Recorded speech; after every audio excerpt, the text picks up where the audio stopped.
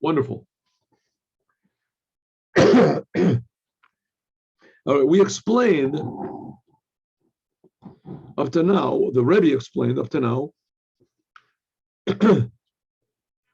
how everything that's happening now is a preparation for the arrival of the Mashiach and the building of the third temple.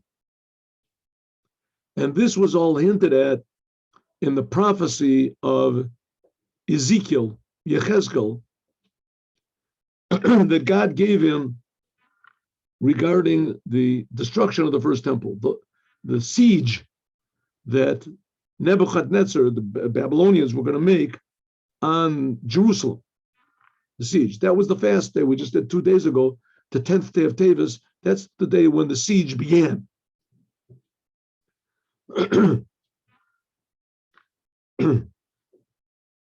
So the Rebbe said, how did God hint? How did God tell Ezekiel that there was going to be a siege? He said, take a big pan or a plate of iron, barzel, and stand it up. This is a sign that Jerusalem is going to be put into siege.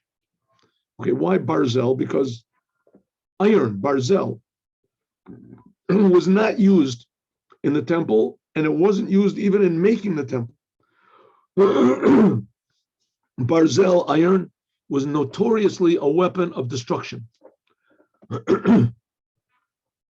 It was notoriously a weapon of destruction, and it was not fitting that it should be used as part of the holy temple, one of the ingredients, or even in the making of the holy temple.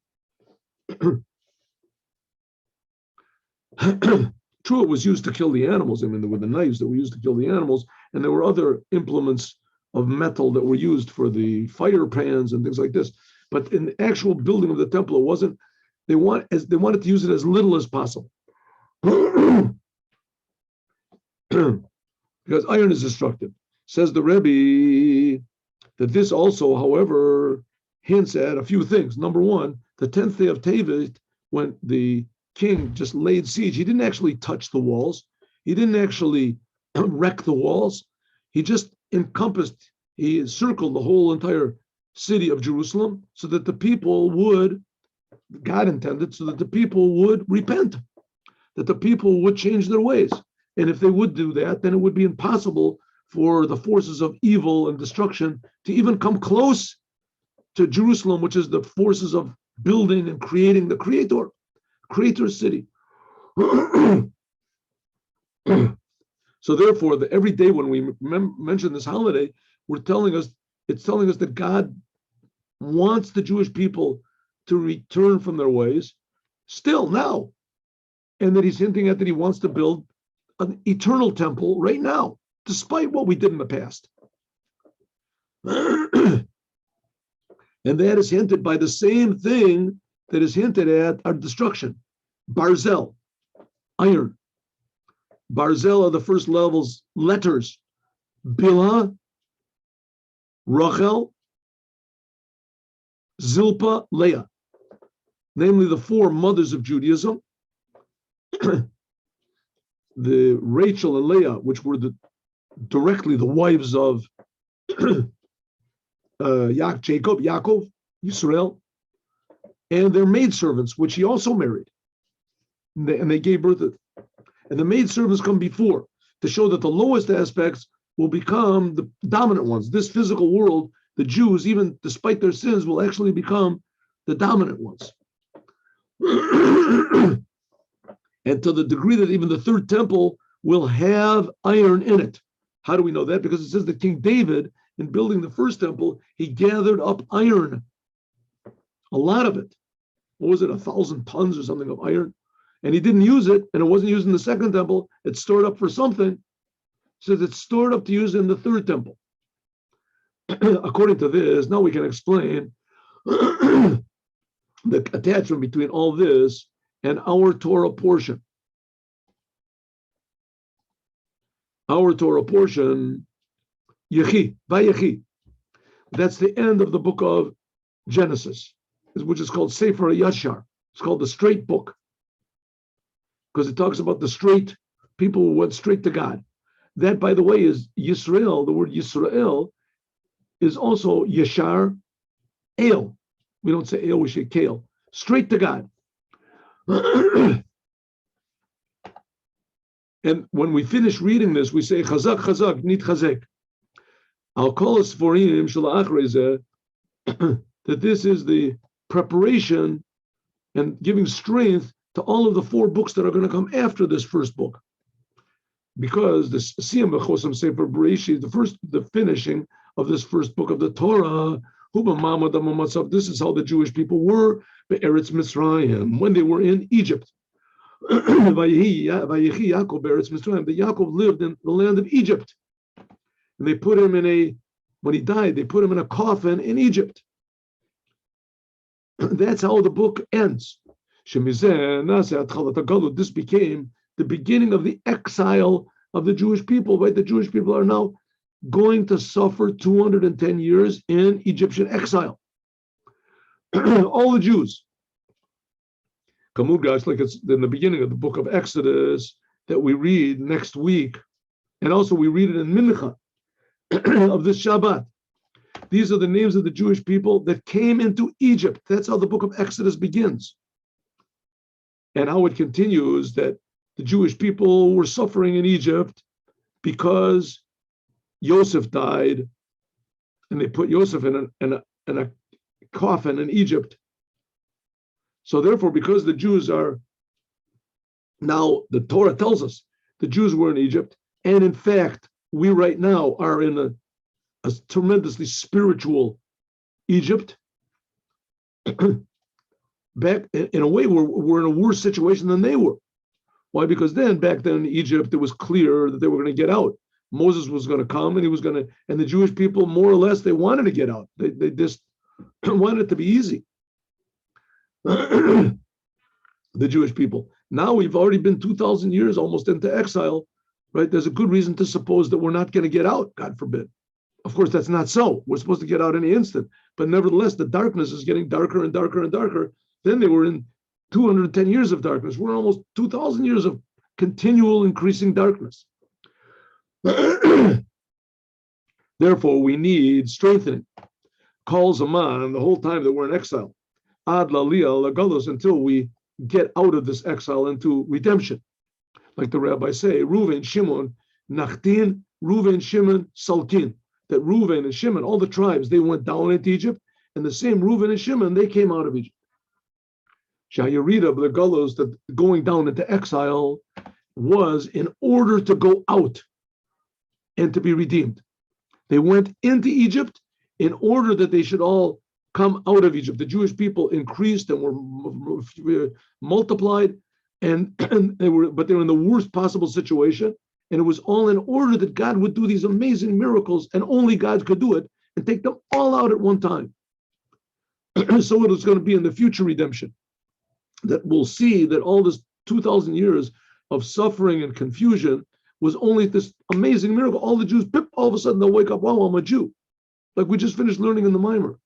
This essence, love of God. Like it says in the end of this Torah, of the Divrei Yomim. Like it says in the end of the book of Chronicles.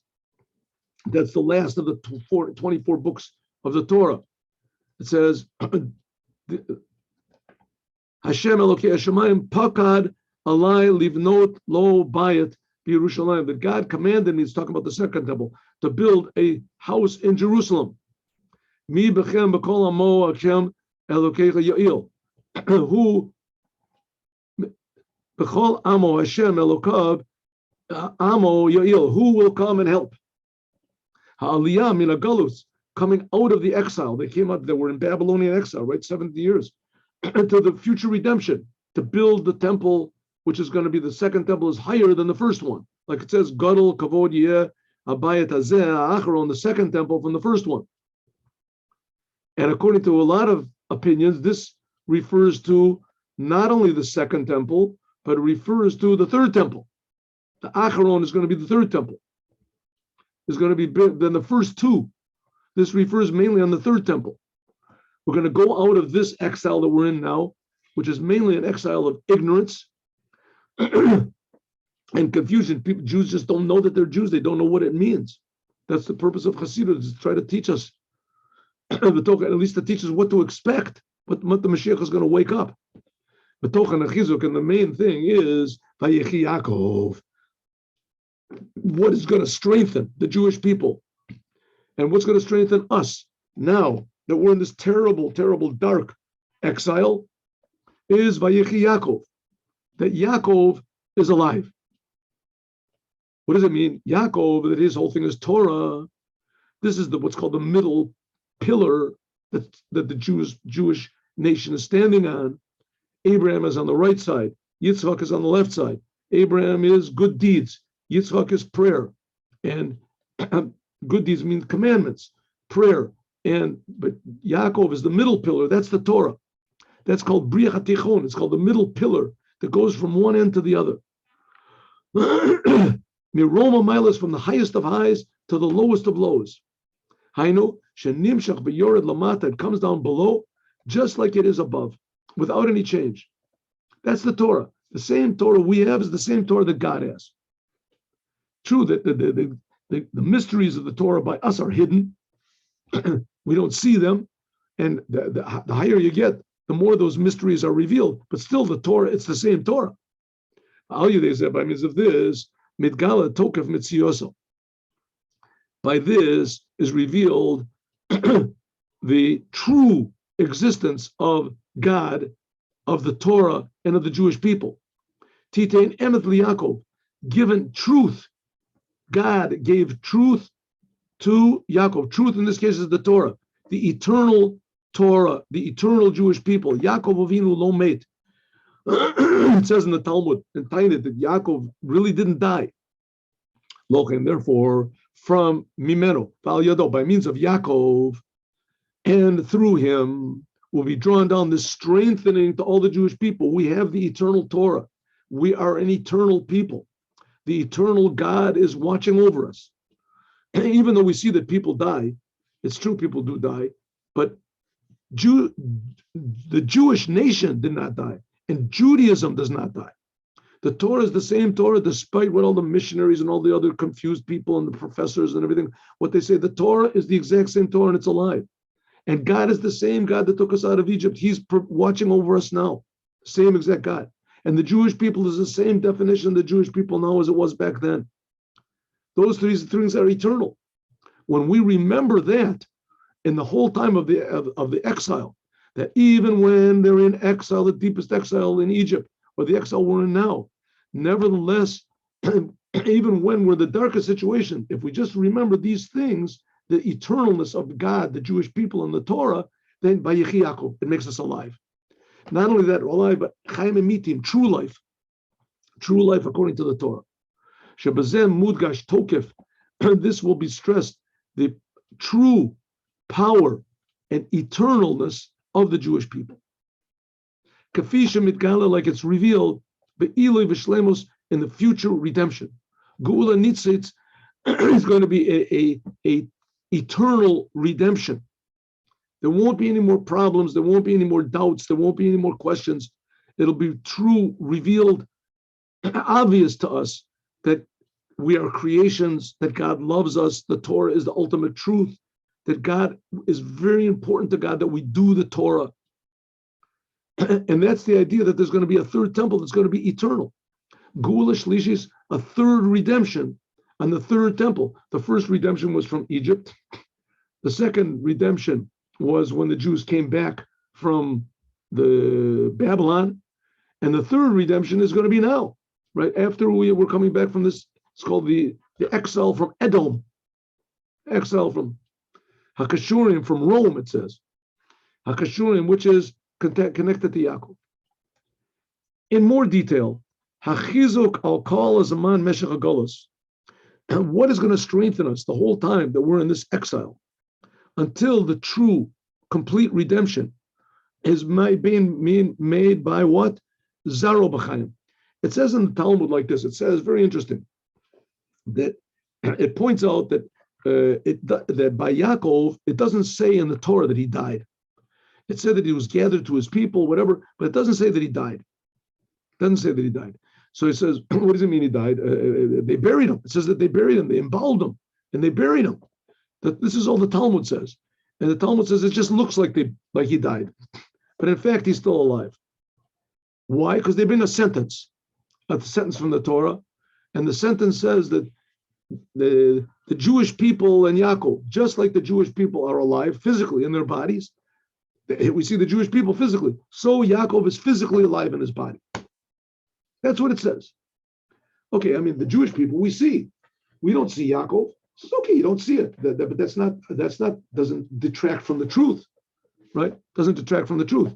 The truth is not necessarily what we see in our eyes. Here, the Jewish people are a holy nation. You see that? You see the Jewish people are holy, right? Am Kadosh. You see that? Huh? The Torah is holy. You see the Torah is holy? You see it? No. Well, the same thing, Yaakov is alive. Yaakov is alive, physically is alive in the world. Do you see it? Don't see it. See the Jewish people? Yeah, that I see. Well, the Torah clearly says that just as the Jewish people are alive physically, so Yaakov is alive physically. That's what it says. Since the eternalness of Yaakov is stressed by the fact of what his offspring do, namely his offspring and their offspring until the end of all the generations, how they act in their day-to-day life, b'darach of shel Yaakov, that they act in the way of Jacob. Al yedei zeh, by means of this, is revealed b'poel. There's revealed actually the eternalness of the future redemption and the future and the third temple, which that corresponds to Yaakov. Inyan zeh, this mudgash is stressed. The Emshech, a parsha, what says Vayishtachu Yisrael Rosh Hamita. It says that Yisrael, he bowed down on the top of the bed.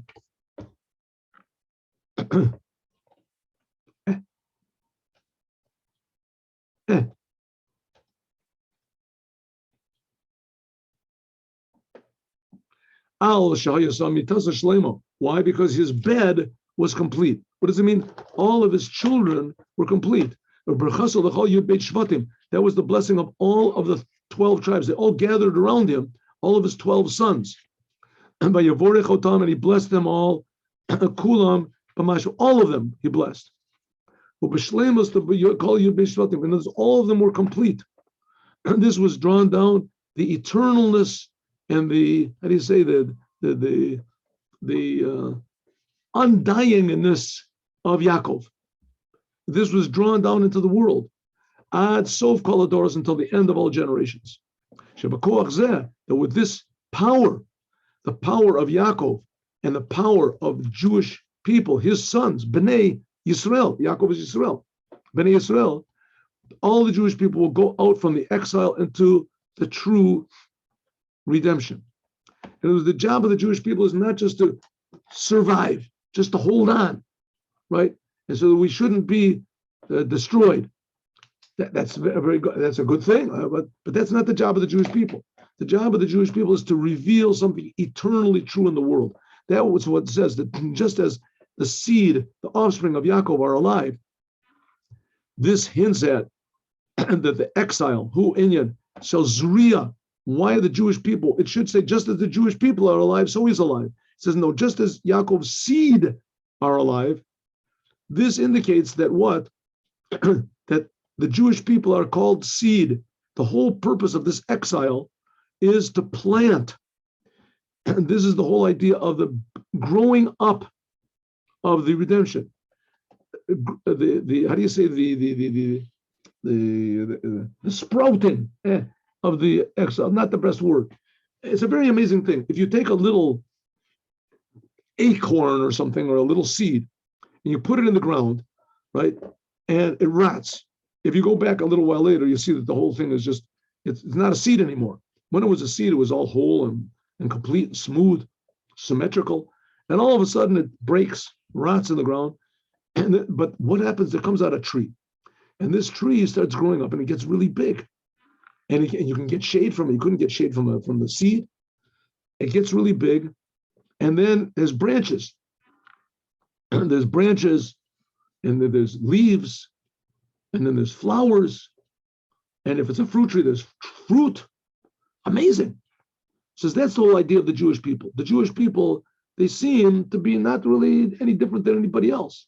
But really the fact of the matter is that God put them in this exile so that from them will grow up a tremendous what's called redemption for the whole entire world. That's the whole thing of the strengthening. Chizuk, we say at the end of this week's Torah reading, if you go into synagogue, when we finish this week's Torah portion, and essentially that means finishing the whole book of Genesis, everybody says, Chazak, Chazak, v'nitchazek, be strong, strong, and be strengthened. This is talking about the whole entire time of the exile. We have to be strong, we have to strengthen ourselves.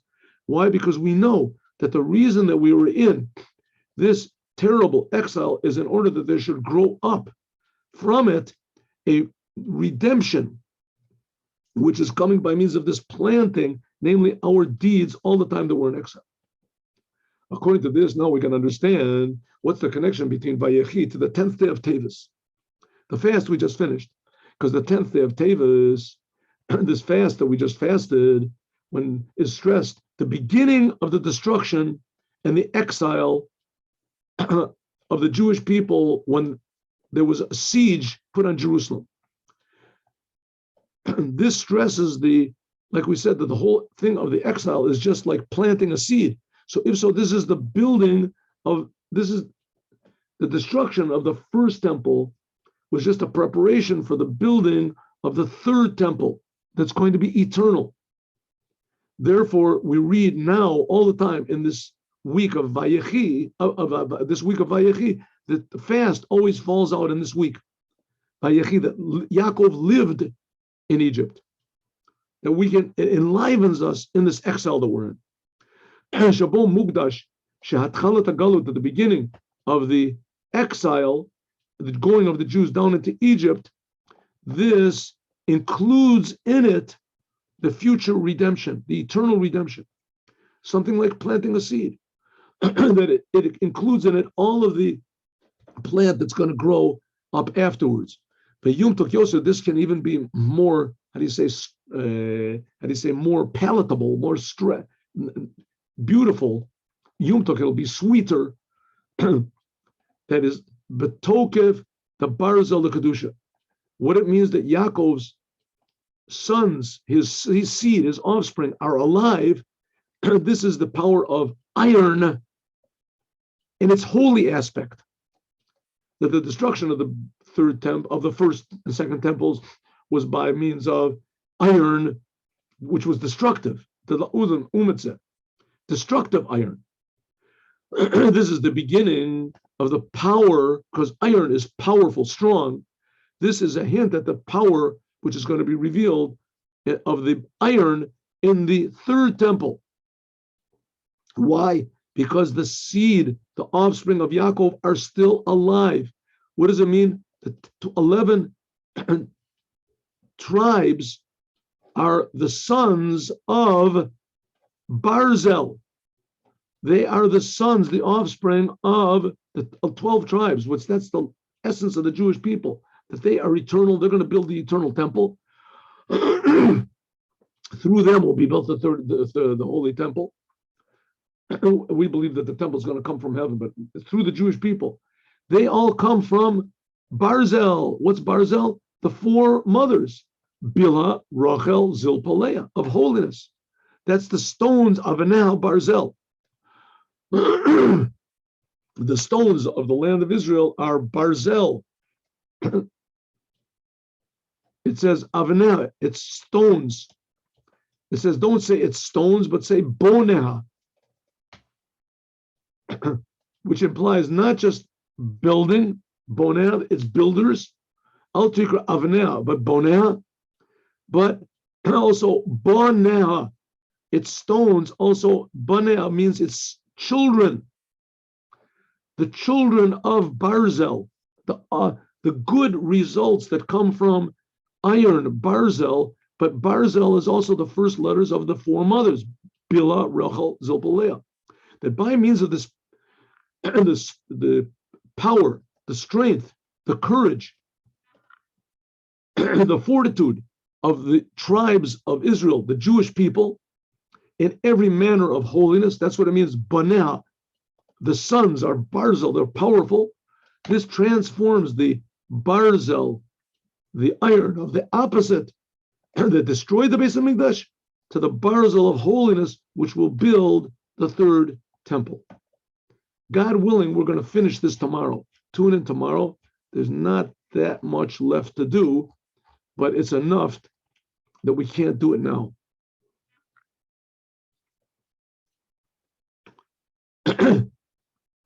Just sufficient. Let's just finish the first paragraph here. We'll see what we can do.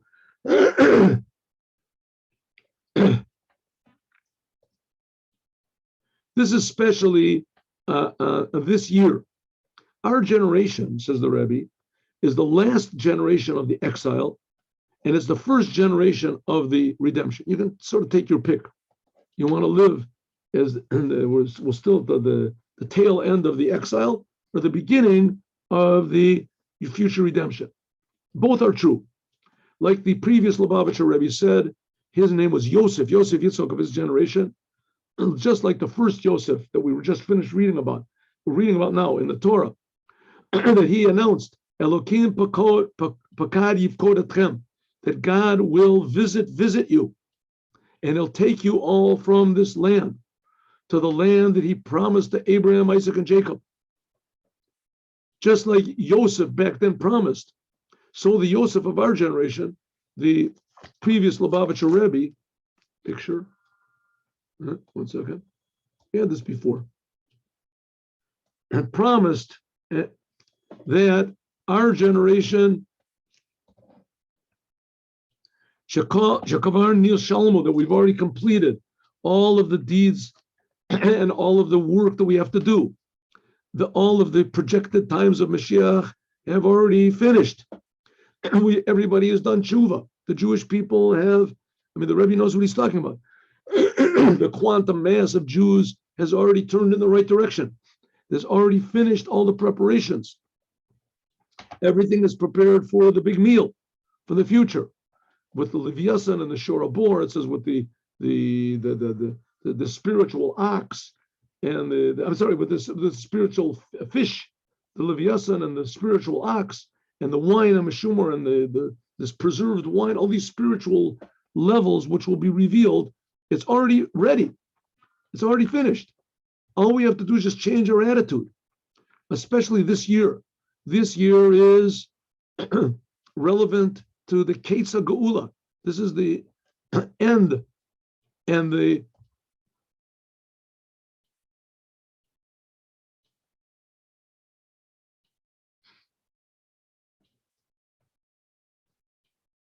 Sheikh Leketz. I think this should be Leketz HaGalut, Gola, Vagola. Okay.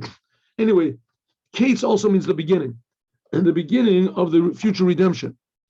This is the year Tavshin Nun Beit. Well, this year is almost the same exact thing. This is Tavshin Pei Beit, 30 years later. Just drop the Nun over here, and it's Haya Te'e Shanat Plaot Ba. Miracles. Ba Kal, Mikal Kal. Beit.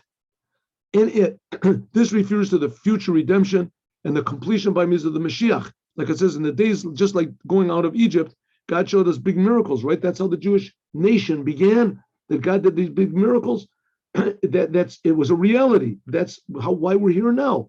Amazing miracles are the beginning of the Jewish nation. God did it himself. God, we didn't do it. Also the same thing in the future. God is going to do big miracles. Then everything will be in a way of miracles. Everything will be miracles. This is something we have to look forward to.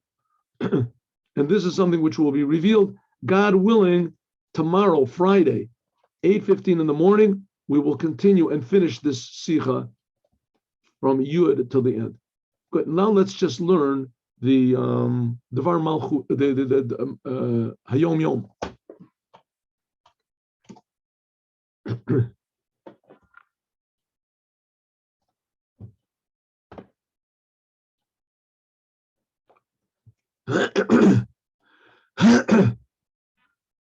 This is words from the previous Lubavitcher Rebbe, that the Rebbe wrote them down. It says, in 1887, my father, that was the fifth Rebbe of Chabad, that was his father. The previous Rebbe was the sixth Rebbe of Chabad. And our Rebbe, here's our Rebbe, is the seventh Rebbe of Chabad, the last Rebbe of Chabad. So it says, in 1887, the fifth Rebbe of Chabad, the father of the previous Rebbe, and this is the words of the previous Rebbe, right? He was elected to be the official of the Chevra Kadisha, of the what's called the holy, here it says the sacred society that prepared, especially they prepare the dead for a funeral, for their burial. This is the mitzvah of the highest order, as was customary. He was led on Simchat Torah in the procession to the shul, in a big procession, a big group. They all marched, a big parade to the synagogue. And then he said, a mimer, Ein HaKodesh Baruch Hu Bo Batrunya. The conclusion was, even the great minds which are here, the tremendous geniuses in Torah, must lay aside their intellect and not be ruled by reason or knowledge, because they could be misguided by their own minds to the point that they could have come to a bitter end, right? Philosophy can really take a person astray. Philosophy can be a very good thing. You have to use your mind to the utmost. But thinking that philosophy is the ultimate truth can bring a person to a terrible, awesome, dead end. The essential thing in these times, you take an example from Spinoza and all these people. I mean, they a terrible, how do you say, cul-de-sac, what do they say, a terrible mistake. Intellect can bring a person to a terrible mistake. The essential things in the time of the footsteps of Mashiach is not to follow your own intellect and reason, but to fill the Torah and the commandments wholeheartedly with simple faith in the God of Israel. Have a good day with Mashiach. Now, God willing, 3 o'clock, we'll finish the Torah portion of this week, and we'll do the Haftorah of the portion of the week about King David dying. Hope to see you. Have a good day with Mashiach.